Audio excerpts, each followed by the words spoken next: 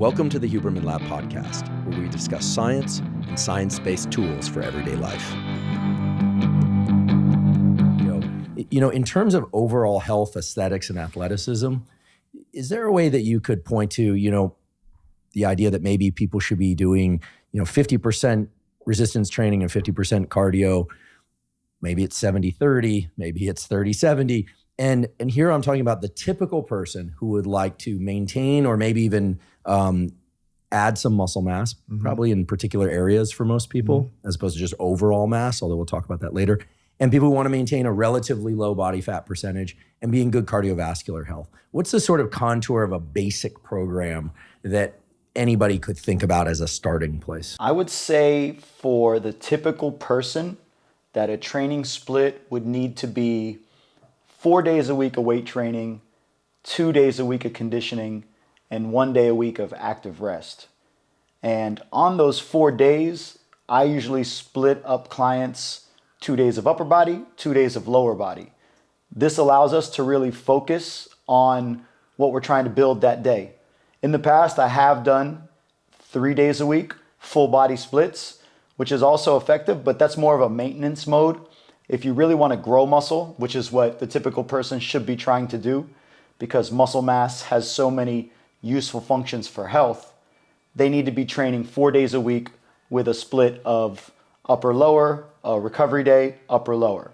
Now this allows us to really hone in on building muscle, increasing the volume, and getting the right intensity. When it comes to conditioning, you also need to incorporate that. So having a balance of 2 days of building muscle, 1 day of active recovery, AKA conditioning, gives you the best of both worlds. And because you've trained upper body, say on Monday, you've taken Tuesday for lower body, Wednesday for conditioning and recovery, now you've had 48 to 72 hours between workout sessions, allowing you to fully recover and bring the intensity you need to build muscle. I would say overall, you want to shoot for 4 days a week of weight training and then 2 days a week in conditioning, 1 day a week of active recovery. In today's world, it seems like health is a full-time job that we need to integrate into what we do. You have to work out 4 days a week. You have to condition a couple days a week. You got to do your stress management, breath work, meditation, yoga. You got to eat the right foods, and you have to put all of this together along with raising a family and having a full-time job. It can be stressful. So in order to keep things from overloading you, you need to find a time every day that's going to fit what you're doing. So I would say an hour would be perfect for the typical person, as long as you're training 6 to 7 days a week and you're getting in all the modalities that you're working to get in. Because in order to be holistically healthy, you have to integrate strength, conditioning, flexibility, and stress relief. So I definitely shoot for a 10-minute warm-up every single workout, whether I'm doing conditioning or strength, 30 to 40 minutes of weightlifting, and then 15 to 25 minutes of conditioning. And I always finish every single workout with a cool down stretch. Now, this is not the kind of stretch I get when I go to yoga, but it's the kind of stretch that allows me to maintain my flexibility. At different stages of your life, you're going to have to focus on different areas of your fitness. When I was younger, I focused on strength, and I'm pretty strong now, so now I can focus more on flexibility and mobility instead of putting so much time into strength. As you get older, your training needs to change. If you're an athlete, your training is going to be different. But for the typical person, you want to look at 45 minutes to an hour. If you barely train at all, you can probably get a great workout in 30 minutes. But once you start to get to a certain level of fitness, you're going to have to put in more time. And then once you get really fit, you can put in less time. So it's kind of like an investment. When you put money into an investment, in the beginning, you don't see returns, but over time, you see more returns and you have to put in less to see that compound interest. So start with 45 minutes and then work your way in. But the most important thing is to find something that you can integrate into your life. When's the best time to stretch for particular types of results? And maybe you could define some of the different types of stretching. So you just mentioned a little bit of, would you call it light stretching? Or, okay, I'm completely naive here on stretching, so let me just say I can think of stretching where I hold the stretch and really try and lengthen, in air quotes, folks. I don't want the PTs jumping all over it. I don't know what it is, but nutrition and the PTs online are really, they've got pitchforks in both hands. So in any case, there's stretching where I'm trying to consciously lengthen, again in air quotes, the muscle. I'm not yanking on the limb or bobbing up and down. Maybe you could define the different types of stretching for people. Maybe give us some rough guidelines about whether or not to do it cold or warm, before training, after training, et cetera. This is a great question because I see so many athletes statically stretching before a workout. And when you statically stretch, you lengthen the muscle. When you're working out, especially if you're working out with weight training or playing sports, you're going to be contracting the muscle. So by lengthening the muscle before you do any activity, you're more likely to get injured. So what you need to do before training is dynamic stretching. You've probably seen that: high knees, karaoke, alternating leg raises, burpees, building explosiveness, some lunges, moving into the activity that you're gonna do. You could even include some prehab, especially if you want to make sure you avoid injury. You can do specific exercises for like your shoulders, for your hips.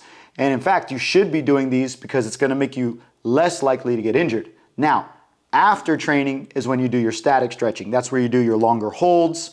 You can even do assisted stretching with somebody, something called PNF, where somebody will help you reach new ranges of motion.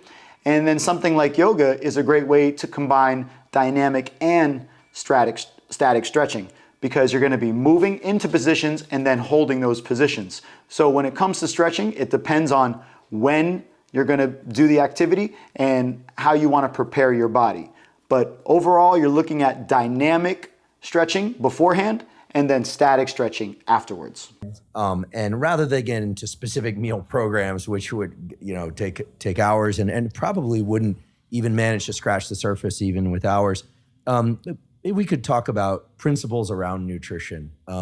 What are sort of the themes that you think people should keep in mind when thinking about how to eat generally, and pre-training and post-training are two particularly sensitive times for most, or times that people want to know a lot about. What should they eat before training, or can they train fasted? What should they eat afterwards? But just in general, what do you think are some axioms of nutrition that really hold? And I ask this because not because there's a lot of debate about this, but because you've been around this space a long time, and you've seen what works for you, obviously, but for other people too. What tends to work, what tends not to work, and how should we think about nutrition? When it comes to nutrition, I like to keep it really simple, and I ask my clientele to do 3 things, and these are 3 things that I do on a regular basis, so I know they work. Number 1, if you're trying to lose fat or weight, you're gonna need to do fasting, intermittent fasting. You can do 16 and 8. This is going to eliminate one whole meal, which is going to help you be in a calorie deficit. If you want to lose weight, you have to be in a calorie deficit. So that makes it super easy instead of counting calories and stuff like that. The number 2 thing that I have all my clients do is eat their body weight in protein. Now, most people are going to have a real struggle eating their body weight in protein, but the process of them learning what foods are high in protein, how to actually get to that number, and getting close to that number on a regular basis, 1, it's going to allow them to maintain muscle mass when they're in a calorie deficit, but 2, it's going to keep them from eating other foods. Eating protein is like a full-time job. You got to chew it up, you got to go out and buy it, you got to cook it, and when you eat protein, you get so full that you're not going to eat that sugary food, you're not going to eat those refined carbohydrates. And a lot of proteins come with healthy fats, so that's gonna also keep you satiated. So protein does a couple things. It gives you what you need, but it also helps you avoid the things that you don't need. Now, when it comes to the 3rd thing and the most important thing, it's eat whole foods, okay? A whole food is something with 1 ingredient. It's not processed. Processed foods are highly palpable and they're high in calories, but they have no nutrients. So when you eat a processed food, you're going to get a lot of calories, you're not going to get any nutrition, and you're going to be hungry. It's the opposite of eating a whole food that's a protein, which keeps you full. You eat food, but you're still hungry. So now you're going to eat more food, you're going to be in a calorie surplus, and you're going to gain more weight. Just by eating whole foods you're going to eat low calories, high nutrients. And the whole foods actually make it hard for you to overeat. If you ever try to eat 2,500 calories of chicken, broccoli, steak, asparagus, eggs, and oatmeal, you are going to stuff yourself because those things are low in calories, but they're high in nutrients. So by eating whole foods and by fasting and by eating a lot of protein, you're going to put yourself in the best position to lose fat, keep muscle, and do it sustainably. The key to anything is consistency and sustainability. These three things make it very sustainable to eat this way for the rest of your life. And because you're doing this on a regular basis, you can incorporate some bad food once in a while, like some pizza or some burgers or some soft drinks or a beer once in a while.